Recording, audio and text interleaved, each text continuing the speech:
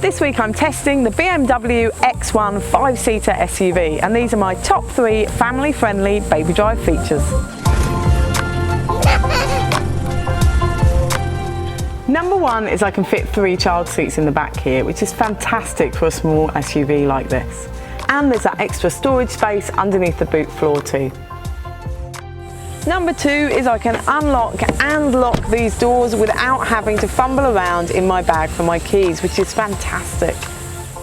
Number 3 is there's some really good family-friendly features in here. Like the auto engine cutout button is right next to the start-stop button, so you can turn that off straight away. The lane departure warning is a vibration in your seat, so there's no noisy beep. And you can turn down the volume of the parking sensors using the controls on the steering wheel. I've really enjoyed my week with the BMW X1. To see the full review, go to BabyDrive.com.au.